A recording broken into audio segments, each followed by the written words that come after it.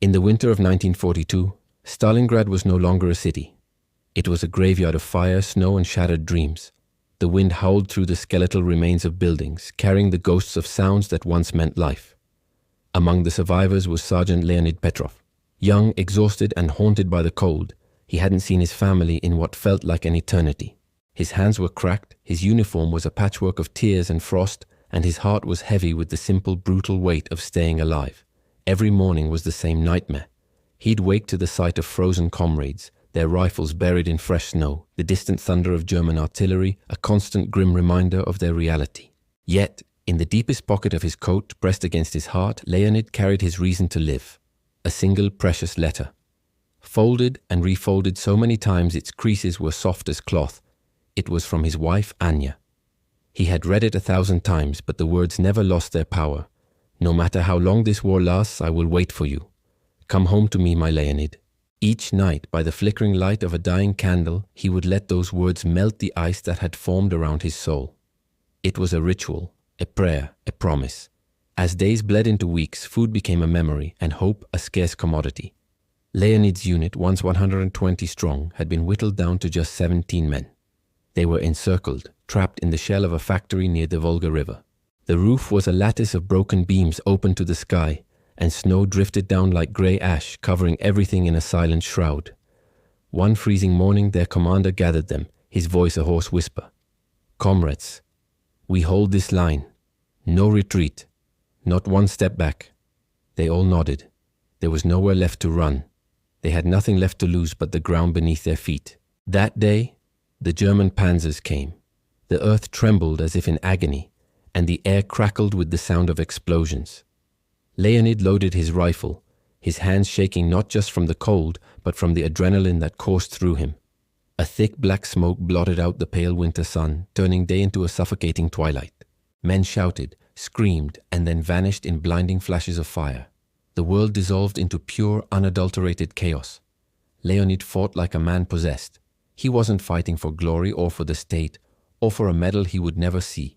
He was fighting for the image of Anya's face, for the promise of a quiet life he could barely remember. He was fighting to return home. Every bullet that left his rifle carried her name. Every ragged breath he took was a prayer for one more day. Then, amidst the storm of steel and death, he heard it, a cry for help, not from one of his comrades, but from the other side. A German soldier, barely a boy of 19, was trapped under a fallen concrete beam, his leg crushed. Leonid froze. Every instinct, every ounce of his training screamed at him to finish the job.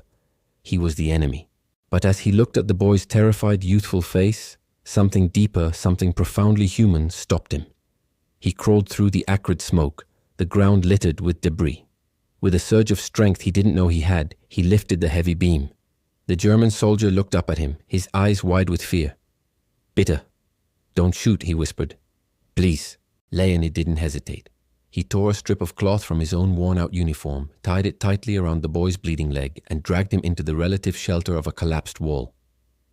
That night, an eerie silence fell over the battlefield. The two soldiers, Leonid and the boy named Hans, sat in the freezing darkness of the ruin. They didn't speak the same language, but they understood each other perfectly. Hans pulled out a small, worn photograph from his pocket.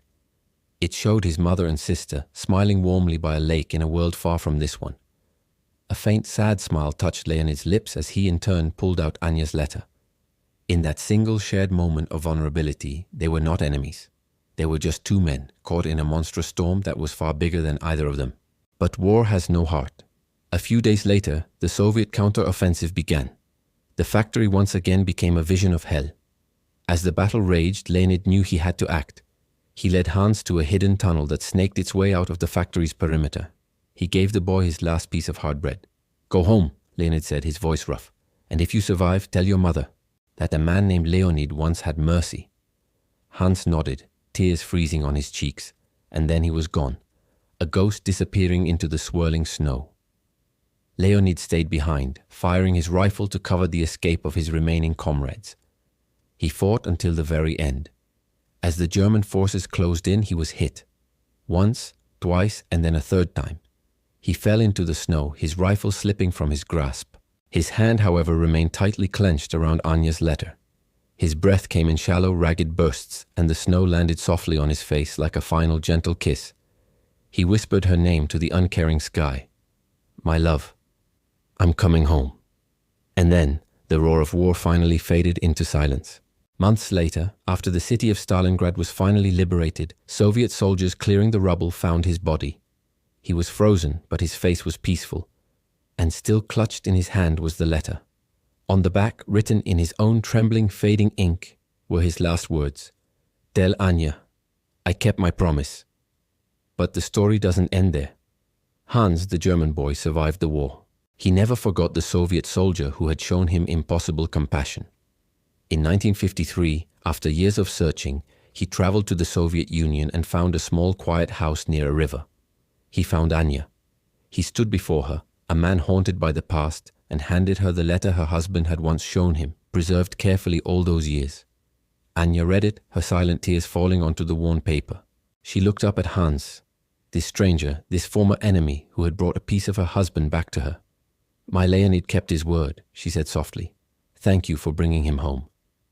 In the quiet of that room, two lives once divided by the hatred of nations stood together, bound not by the tragedy of war, but by the enduring power of love, mercy, and the memory of one man's humanity in the darkest hour of history. Thank you so much for watching. If this story moved you, please consider liking the video and subscribing to our channel for more stories that remind us of the light that can be found even in the deepest darkness. We'll see you next time.